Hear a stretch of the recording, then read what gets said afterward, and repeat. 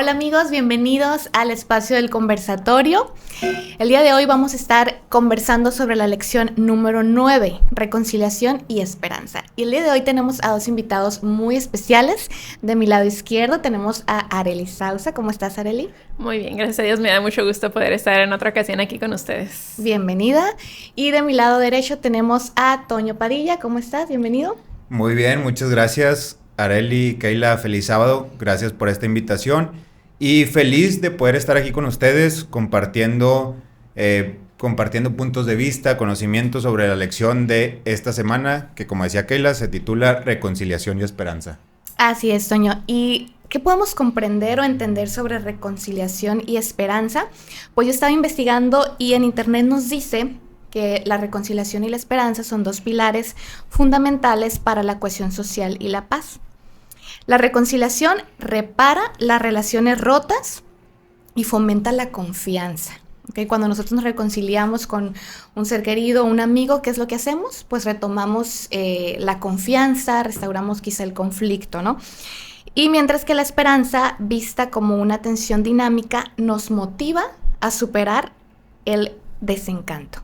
O sea, tener esperanza es tener esa confianza, ¿verdad? Y sobre todo en la lección, pues nos habla de la esperanza en Dios que nosotros pues debemos de tener.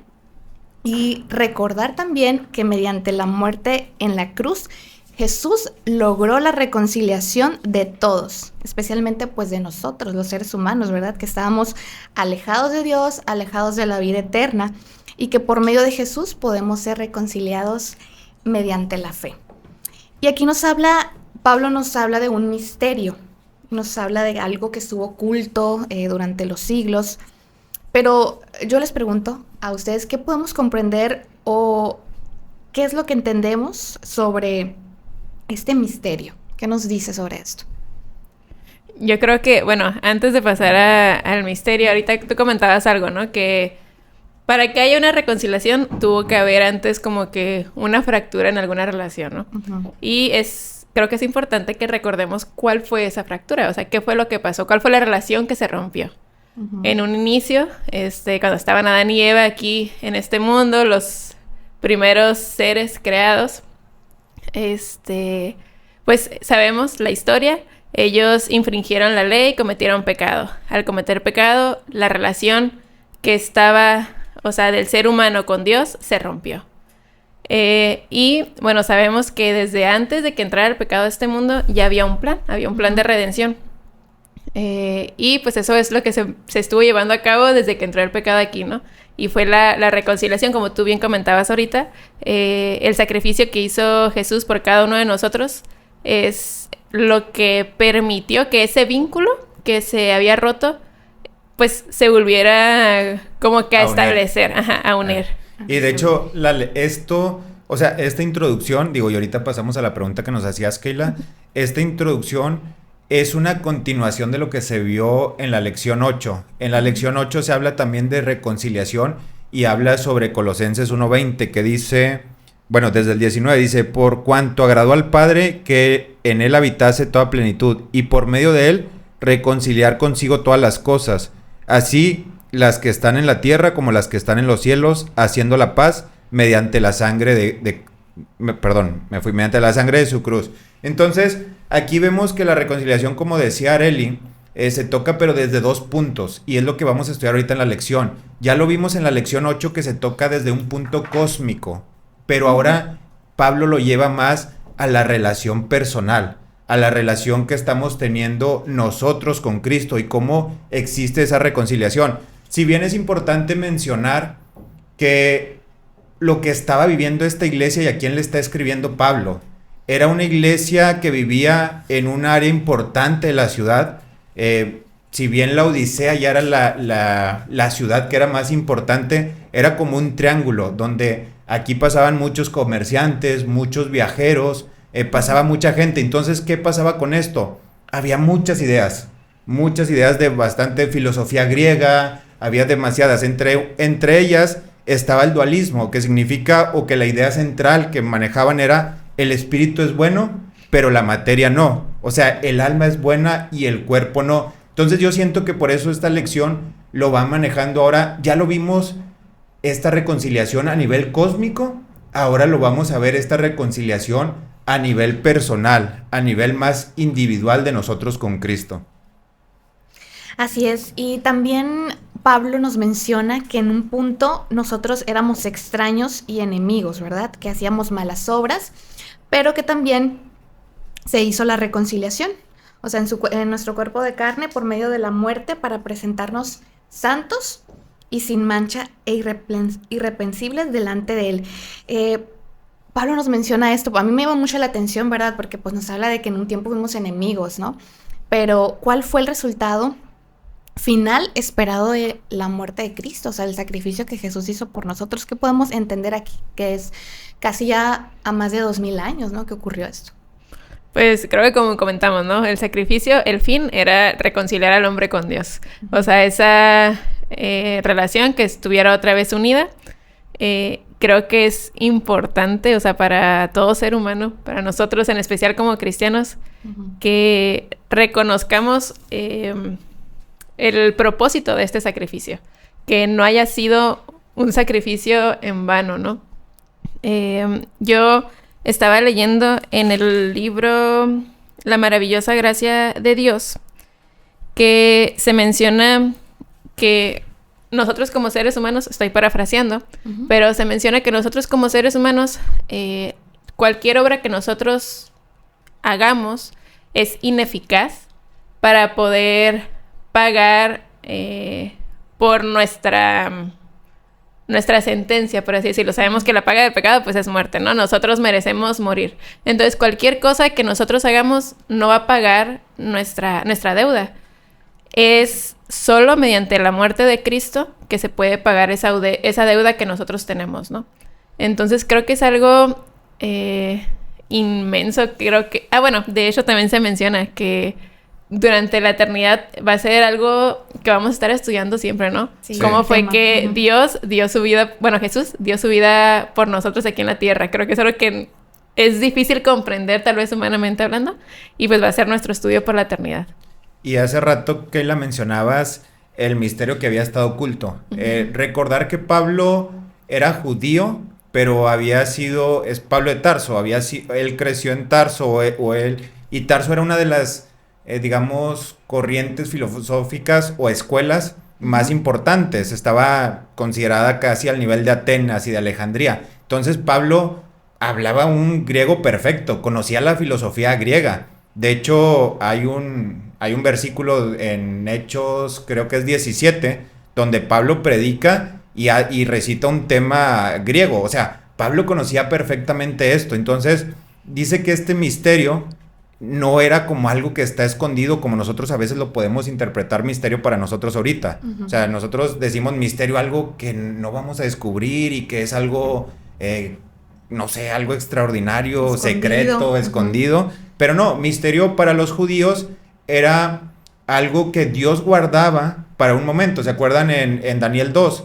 Cuando le dice, Dios le reveló el misterio del rey a Daniel. O sea, era algo que Dios guardaba para un momento específico. Entonces a eso se refiere esta parte que digo, hace rato no te contestamos, de misterio. Y justo siento yo que Pablo, al ser ese profeta que conocía todo esto, dice, bueno, yo veo que la iglesia tiene dos problemas. Uno, entender todo este panorama cósmico, pero también, como decía Areli, entender cómo personalmente nos incumbe a nosotros y cómo es la relación de Cristo conmigo.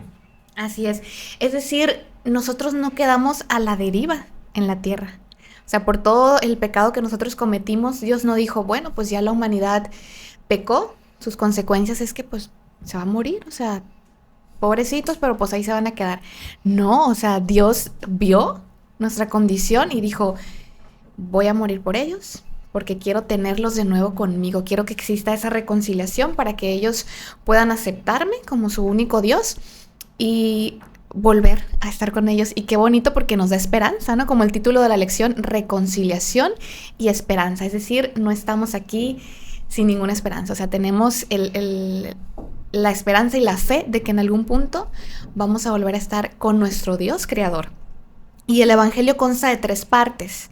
Vamos a retomar estos 3 puntos, que es Número 1, que Jesús vino y murió por nuestros pecados. O sea, nosotros no somos capaces de salvarnos nosotros mismos. ¿Ok? Número 2, al aceptar su muerte como nuestro sustituto, somos justificados y liberados del pecado, ¿no? Mediante la fe, el arrepentimiento y el bautismo. Todo esto, pues, es bíblico. Y número 3, la vida del cristiano, que ha sido justificado por la fe, es el resultado de la unidad con Cristo, de su poder creador, y también pues tener la presencia del Espíritu Santo. Es decir, estas 3 experiencias no van a ocurrir de forma separada, o sea, van entrelazadas, ¿no? Y así es como nosotros pues vamos a aceptar a Jesús y pues pueden ser renovadas, nos dice aquí. Y otro punto es nuestro carácter.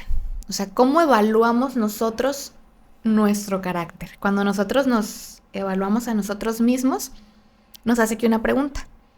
¿Qué te dice lo que ves acerca de tu necesidad de la cruz? O sea, es una pregunta para todos los que nos están escuchando.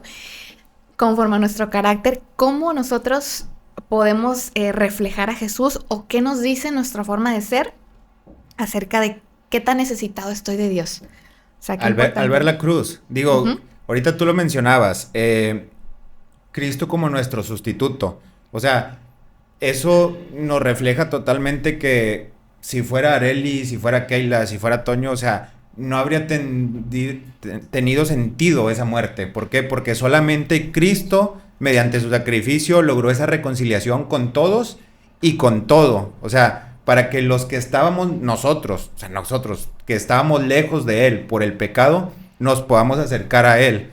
Un solo mediador. O sea, que es lo mismo. O sea, si Cristo no hubiera muerto por nosotros no podríamos acercarnos a Cristo. Pero también menciona la lección que tiene la iniciativa de acercarnos a nosotros. Y justo para en esos tiempos, esto contrastaba totalmente con las ideas romanas. O sea, como al que ofendí es el que se va a acercar conmigo. Eso no cuadraba en las ideas romanas. O sea, era al contrario. Si yo ofendí a Areli, yo voy con Areli, me acerco y le pido perdón. O sea, pero no, aquí era... O sea, Pablo presentaba a Cristo como el que se acerca todavía a nosotros, siendo que nosotros lo ofendimos mediante nuestro pecado.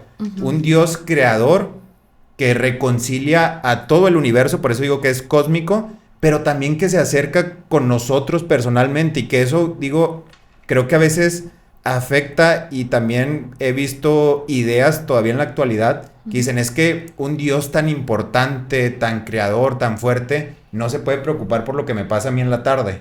¿Sí me explico? O sea, claro. Como un Dios que se encarga de todo el universo se va a preocupar de si yo me equivoqué o si yo voy saliendo del estacionamiento, si yo esto. Entonces Pablo presenta un Dios en este versículo en Colosenses 1:20 que se preocupa por el cosmos, que une todo esto, pero que también se preocupa por nosotros a nivel personal. Y esas mismas filosofías estaban atacando a la iglesia de Colosas, aunque Pablo no había ido ahí, pero estaba, y más adelante lo vamos a ver, desde su encarcelamiento, él estaba escribiendo y viendo las necesidades de esta iglesia. ¿Por qué? Porque él lo conocía, él tenía esas filosofías, él había estudiado, él era alguien que conocía de esto. A lo mejor otro apóstol no hubiera podido escribir estas cartas. ¿Por qué? Porque a lo mejor otro apóstol, Pedro, a lo mejor escribió de otras cosas, era un pescador. Pero Pablo tenía estos conocimientos y dice, yo sé que ustedes están pasando por estas cosas. Y más adelante va a decir, yo sé que están fieles, pero perseveren. Entonces, justo vemos aquí a un Dios que se preocupa de todo el cosmos, pero que también se preocupa de nosotros. Así es. Así es, se preocupa hasta por los más pequeños detalles, ¿no? Yo hace unos días comentaba con una amiga de cómo vemos la forma en la que Dios actúa. Yo le comentaba que, digo, es algo sencillo, ¿no? Pero yo tenía antojo de un elote, ¿no? Le había comentado a ella que tenía antojo de un elote y, no sé, unas horas más tarde, una hermana de la iglesia me invita a su casa a comer un elote. O sea, es algo sencillo, pero en esas pequeñas cosas nos damos cuenta que Dios se preocupa por nosotros, hasta por nuestros pequeños gustos que nos podemos dar, ¿no? Es algo que a mí me impresiona mucho. Ahorita, tú comentabas respecto al carácter, ¿no? yo mientras estaba estudiando, me quedé pensando, ¿no? Cuando uno se va acercando cada vez más a Dios, nos vamos dando cuenta de los defectos de carácter que tenemos, de las manchas que tenemos. Si nosotros tenemos, no sé, un trapo sucio, ¿no? Si lo tenemos en obscuridad, no nos damos cuenta que está sucio. Mientras lo vamos acercando a la luz, vamos viendo todas las manchas que tiene, ¿ok? En este caso, pues Jesús es la luz. Mientras nosotros nos vamos acercando más a Jesús, vamos viendo cada vez más nuestros defectos de carácter. Nos hace ver nuestra necesidad de Dios. Como un espejo. Ajá, exacto. O sea, nos hace ver nuestra dependencia total de Él. Y que sin el sacrificio de Cristo, o sea, vamos perdidos. Mencionabas ahorita de la esperanza, ¿no? Gracias al sacrificio de Cristo, pues tenemos esa esperanza. Si no hubiera Cristo venido a morir aquí en la tierra, estuviéramos perdidos. O sea, no tendríamos un más allá, ¿no? Ya estuviéramos muertos. Exacto. Y estaba leyendo también en algo que me llamó mucho la atención, en el libro del deseado de todas las gentes, que menciona, que creo que es algo que nos puede abrir como que más el panorama, que cuando Jesús vino a esta tierra a morir por cada uno de nosotros, vino aún con el riesgo de fracasar y de perderse eternamente. O sea, muchas veces pensamos que, Jesús pues era Dios, vino sin ningún riesgo, pero no. O sea, Él también pudo haberse perdido eternamente, pero aún con ese pequeño riesgo vino a morir por cada uno de nosotros. Amén, qué grande amor nos tuvo Dios, ¿verdad? Porque a veces yo también lo comparo con el amor Nos tiene todavía, exactamente, y en ese momento cuando vino a dar su vida por nosotros, yo siempre lo comparo con el amor de un padre. O sea, yo no soy madre, pero si los padres dan todo por sus hijos, o sea, cuando están mal en cualquier situación, los padres, ¿qué no darían porque sus hijos estuvieran felices? Les dan todo, ¿no? Pero ahora imaginémonos el amor de Dios, o sea, que no se puede comparar el amor con un padre, pero es lo más acercado que puede haber, el amor de Dios con nosotros. Y ahorita esta comparación que hacía Arely de entre más nos acercamos, más vemos nuestros defectos, a veces podemos decir, pues mejor no me acerco y no veo mis defectos, ¿sabes? O sea, pero también esa es la consecuencia del pecado. El pecado no solamente es una mala conducta, una mala acción, sino es esa separación relacional que yo tengo con Dios. O sea, entre más yo me agarro del pecado, más me separo de Dios. Y justo lo que mencionaba la lección era, lo que está en Génesis, cómo Dios va y les dices, oye Adán, ¿dónde estás? O sea, ¿dónde estás? Y ¿sabes qué? Pues es que pequé y me alejé de ti. Creo que eso nos pasa mucho a nosotros. Pequé hoy, todos pecamos, pero como decía Arely, entre más nos acercamos a Dios, vemos nuestra dependencia. Yo creo más que el pecado, nuestra dependencia. O sea, que yo no puedo hacer nada por mí mismo. Y a veces cuando me voy alejando más de Dios, voy cayendo más en el pecado y en el pecado. Todos somos pecadores. No hay nadie que sea justo y que merezca la salvación. Pero cuando me acerco yo a Cristo, cuando decido acercarme a Dios, es cuando yo veo esa dependencia que tengo de Él y es donde yo empiezo a conocerlo más, a amarlo y a querer acercarme cada vez más a Él. Así es, Toño. Y quiero tocar ahorita el punto de la fe, porque aquí también Pablo nos habla de la fe. Y en Colosenses nos dice, si en verdad permanecéis fundados y firmes en la fe, y sin movernos de la esperanza del evangelio que habíamos oído, el cual se predica en toda la creación que está debajo del cielo, del cual yo, Pablo, fui hecho ministro. Por ejemplo, yo, con respecto al tema de la fe, nosotros como seres humanos, yo en mi caso, por ejemplo, a veces me cuesta desarrollar la fe. Yo sé que la fe es lo principal, o sea, como nosotros, como seres humanos, como cristianos, desarrollar la fe es sumamente importante. Pero a veces como seres humanos nos cuesta cómo desarrollar la fe, porque aunque a veces decimos, yo en mi caso, por ejemplo, digo, Dios mío, voy a confiar en esto, voy a tener fe en ti, pero a veces después digo, como que no me convenzo, o sea, del todo en algo quizá, y digo, a lo mejor tú no quieres esto, Señor, o sea, como que puedo llegar a dudar, pero realmente tenemos que desarrollar y ejercitar la fe. Muchas veces también me pregunto, relacionado con las otras personas, ¿será que otras personas pasan por momentos difíciles, desarrollarán su fe o qué pasa? O sea, porque a veces yo me pregunto eso, pero la Biblia nos declara que en las dificultades es donde nosotros vamos a ejercitar nuestra fe. ¿Cómo Dios va a saber que nosotros confiamos en Él si no nos pasa alguna situación complicada? O sea, no nada más va a ser de que, ay, toda mi vida es perfecta, no sufro, me la paso bien. Y al final, entonces, ¿qué sentido tendría si no voy a poner mi confianza en Dios? ¿Y cómo Dios va a saber si realmente lo amo, confío en Él, si no tengo dificultades en mi vida? Entonces yo creo que las dificultades que se nos presentan en la vida es para que nosotros podamos ejercitar nuestra fe. ¿Ustedes qué opinan sobre esto? Bueno, aquí Pablo, ahorita retomando lo que tú dices, me interesa cómo les dice, yo sé que ustedes están en la fe. O sea, les habla a la iglesia y le dice, yo sé que ustedes están ahí, pero permanezcan. Y la palabra que usa es continúen activamente. O sea, permanezcan, pero continúen activamente fortaleciendo la fe.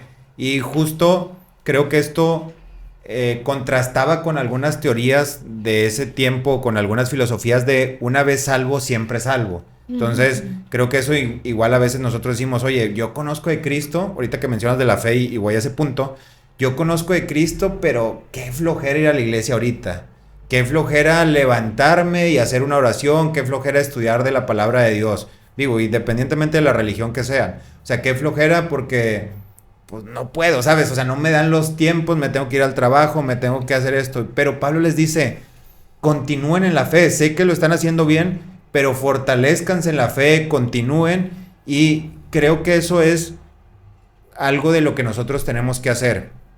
Ahorita que mencionabas, a mí se me venía, por poner un ejemplo, el gimnasio, o por poner un ejemplo, una alimentación balanceada, equilibrada, una alimentación saludable. ¿Es fácil? Pues no es fácil, obviamente, o sea, por ejemplo, yo no como carne, solamente por decisión propia. No es fácil a veces sentarme y ver un plato de unos taquitos de carne asada porque pues el olor, la salsita, dice, oye, pues se me antoja.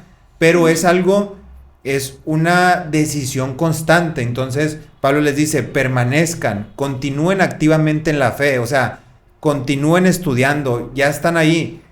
Y lo menciona mucho en la Biblia, o sea, como una carrera. Tú estás en la carrera, entonces, ¿qué sigue? Pues llegar a la meta. ¿Es fácil una carrera? A los que han corrido, Areli, sé que corre. ¿Es fácil una carrera? A lo mejor los primeros metros sí. Ya después, entre más grande sea la carrera, pues más el cuerpo va diciendo, oye, ya quiero un descanso, o me voy caminando, o no. Entonces, continúen, permanezcan en la fe. Es decir, es estar inamovibles, ¿verdad? O sea, quedarnos, permanecer, no movernos de eso que nosotros creemos, ¿no?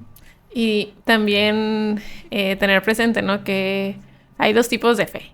O sea, sabemos que los demonios también creen. Uh-huh. Pero hay algo que nos diferencia de ellos. Ahorita se me vino algo a la mente en lo que comentaba Toño. Referente al gimnasio, ¿no? Nosotros sabemos, o el ejercicio en general. Sabemos que si uno hace ejercicio, pues va a tener un mejor estilo de vida. Pero ese es un conocimiento que tenemos en general. Podemos practicar ese conocimiento que tenemos o no practicarlo, nada más tenerlo en nuestra mente. Cuando nosotros lo llevamos a la práctica, se ve un cambio en nuestras vidas. Entonces yo creo que es lo mismo con la fe, ¿no? Nosotros podemos creer que Jesús vino a esta tierra, murió por cada uno de nosotros, que mediante su sacrificio nosotros somos salvos, pero podemos tener conocimiento nada más. Yo creo que para poder tener una fe verdadera, ese conocimiento tiene que hacer un cambio en nuestras vidas. Y ahorita que lo mencionabas, Keila, que las dificultades y cómo fortalecer la fe, pues yo me imagino a Pablo que estaba escribiendo estas cartas y algunas ni las escribía porque estaba atado y se las dictaba, o sea, amarrado, encarcelado, aunque sea un encarcelamiento domiciliario, pero encarcelado, y diciendo, estén gozosos como yo estoy gozoso. Imagínate que le dicte a alguien, oye, escribe, estén gozosos como yo estoy gozoso, y estoy victorioso en Cristo. Imagínate a los soldados diciendo, oye, pues estás encarcelado, qué victoria, qué gozo si estás aquí encarcelado. Y esa es la fe que muchas veces lo podemos también ver en Job. Yo no entiendo, Dios, o sea, ¿qué es lo que tú quieres? No lo comprendo, pero tengo esa fe. Entonces, sin saberlo, Roma estaba ayudando a expandir el evangelio. Roma era el centro del imperio mundial. y ahí se escribieron cartas que transformaron o que ayudaron a los cristianos bastantemente, como Efesios, Filipenses, Colosenses. Entonces, yo no sé, pero yo confío en Cristo. O sea, yo a pesar de mis dificultades o de donde esté, yo confío en Cristo y en el plan, y lo vamos a ver también en la lección, digo, ya vamos a llegar a ese punto, en el plan de salvación, que es algo que yo no puedo comprender. A lo mejor yo lo comprendo a una escala micro, pero pues yo a eso me aferro mi fe, ¿sabes? Entonces Pablo, aún estando en esas prisiones, decía, yo estoy gozoso, yo estoy vencedor en Cristo, ustedes sigan y manténganse firmes en la fe como yo lo estoy.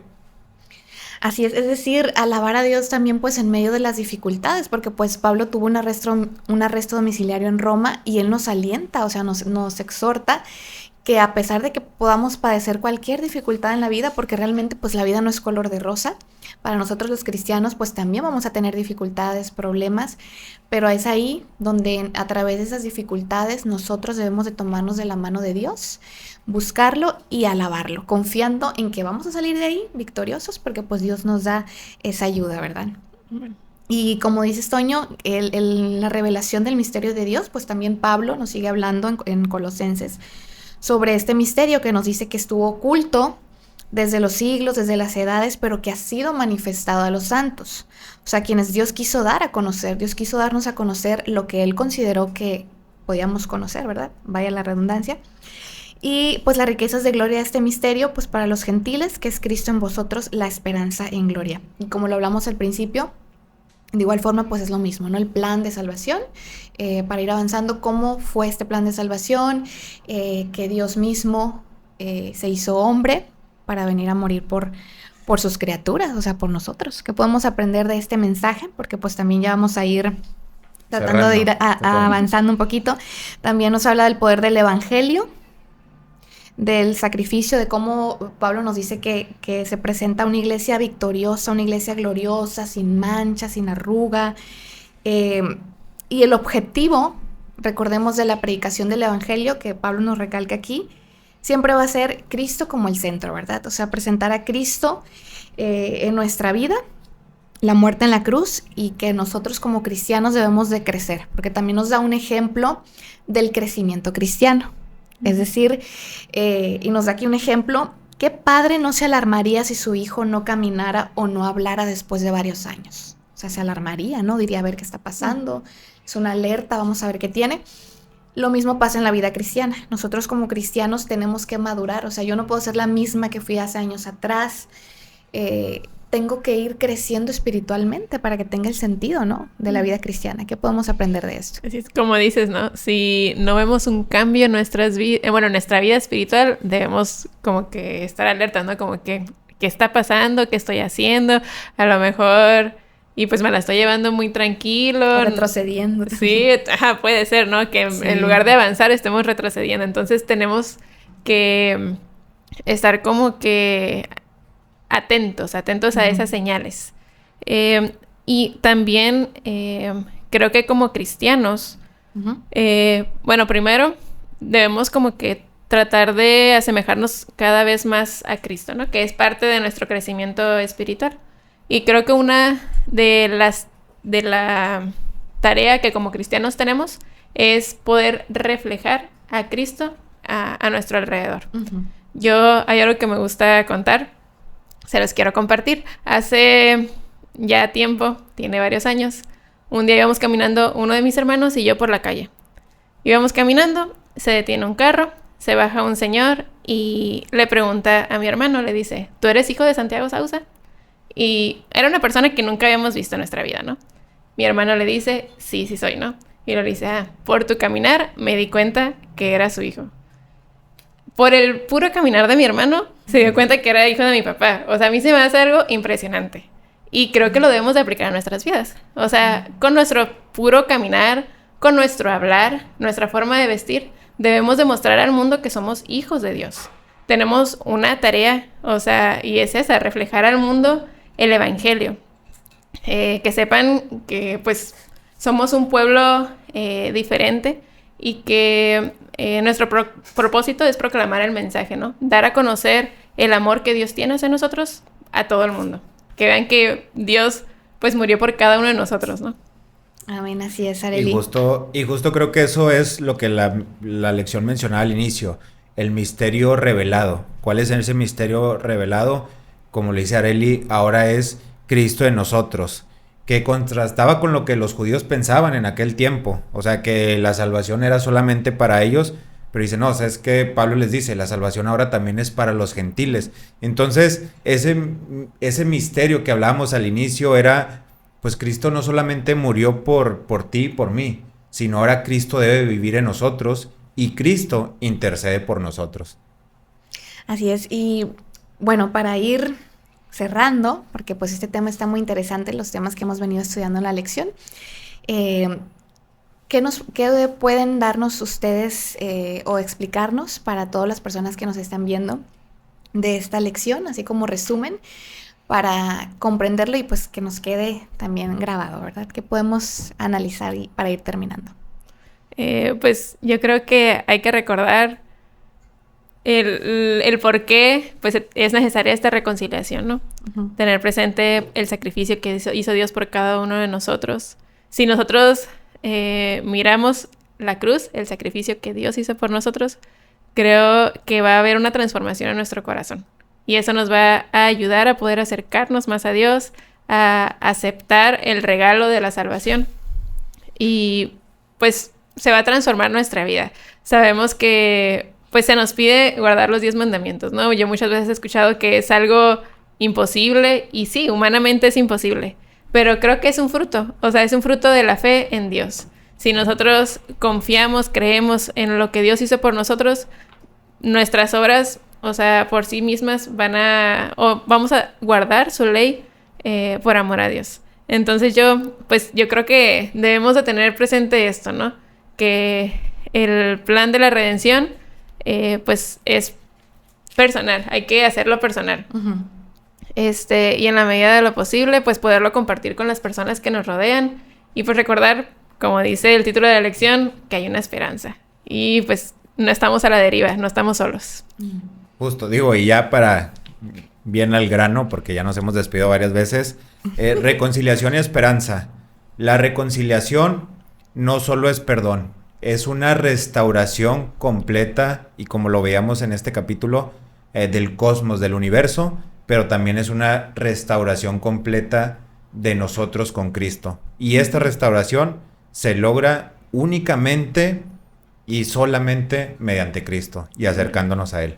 Amén. Así es, y el carácter de Dios es justicia y es verdad. Recordemos que la ley de Dios por su naturaleza misma es inmutable, es una revelación de la voluntad del carácter de su autor, y que Dios es amor. Y sus dos grandes principios son el amor a Dios y el amor al hombre también. Amén. Así que, bueno, amigos, los esperamos en el próximo repaso para conversarlo aquí en el conversatorio. Dios los bendiga. Gracias. Gracias.